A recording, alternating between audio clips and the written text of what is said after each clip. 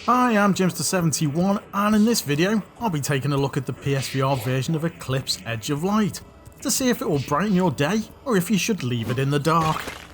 So don't go anywhere.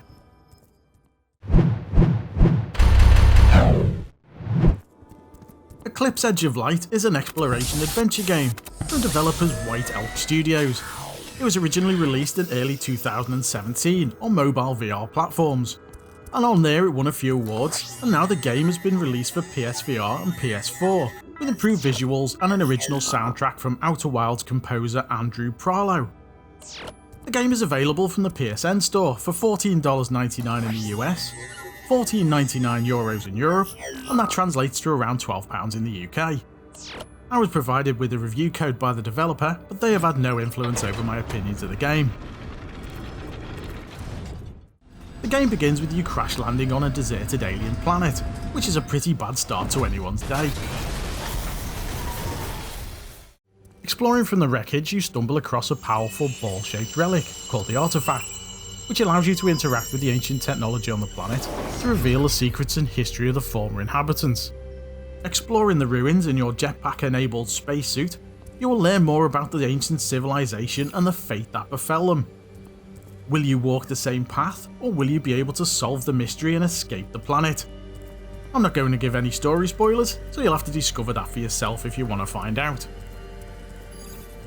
You control the game with the DualShock 4, using the thumbsticks for controlling movement, and moving the DualShock itself to control the position of your right arm, similar to how Touring Carts VR works with its DualShock controls.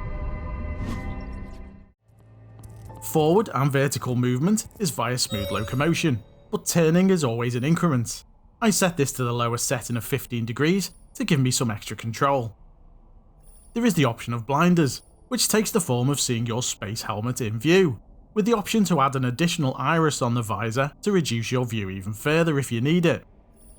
The default is having all this turned off, but it's nice to see that the developers have incorporated blinders in a way that keeps up the immersion, rather than just putting a vignette on the screen.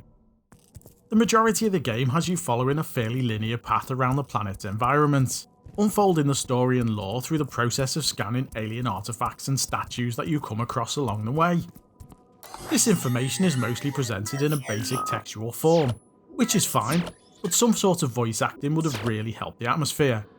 As it is, it's all too easy to just quickly skip through it without taking it in properly, which would be a shame. The exception to this is the echoes of significant events that you'll see in some areas. I thought these were good, but felt that more could be made of them.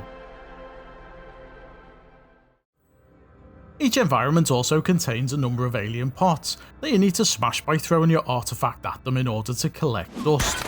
It seems a bit destructive to be smashing up all this ancient alien crockery, as it would probably be worth a fortune online, but there is a method in this madness, because dust is used at certain points in the game to unlock the next part of the story, and you need to have a certain amount of it to progress.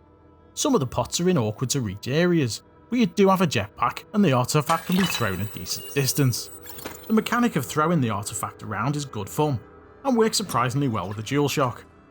There's a decent amount of aim assist going on when you throw, but this helps to prevent any of the frustration that would have set in if the targets were too difficult to hit. You can also recall the artifact back to your hand on command, which is a nice touch and it always feels cool to do. Artifact throwing also comes into play when solving the various puzzles that you encounter, mostly for activating switches. The artifact also gives you a telekinesis ability that comes into play with some of the puzzles. The game does indicate which items you can use the ability on, which does limit a lot of trial and error, but also makes the puzzles that bit easier.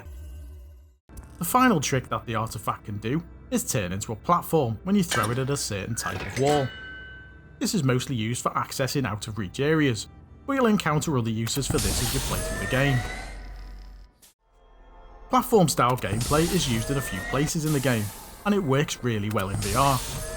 I've played first person platform style sections in games before, and they were usually a bit clunky and annoying, but switching this to VR makes it all seem a lot more natural, as you now have more freedom to look around and the benefit of proper depth perception.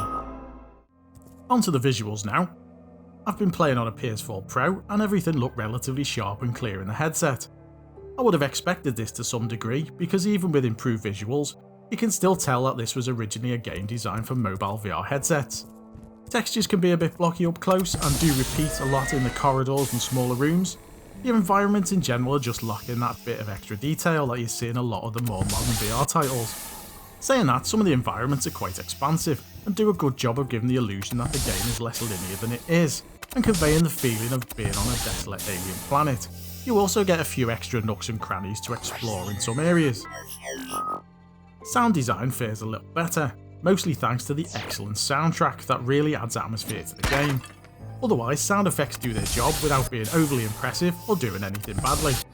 As I mentioned earlier, some voice acting would have helped elevate things in this area.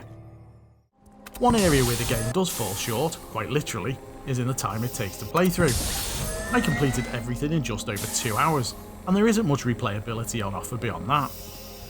During my playthrough, I did enjoy following the story, and wanted to see how it all panned out, even if the main method of story delivery was a bit basic. Using the artifact was good fun, as were the platforming sections. I thought the puzzles were fairly straightforward though, and mostly served to add a bit of extra interaction to the game, rather than provide any sort of challenge, but obviously your mileage may vary with this. I can see why this game won awards as a mobile VR game in early 2017, but things have moved on since then, and the package just felt a bit light to me, especially experiencing it for the first time on a more advanced headset in 2020. I've been Jimster71, thanks for watching, leave a like if you enjoyed the video, dislike if you didn't, and don't forget to subscribe so you don't miss the next one. Until then, bye for now.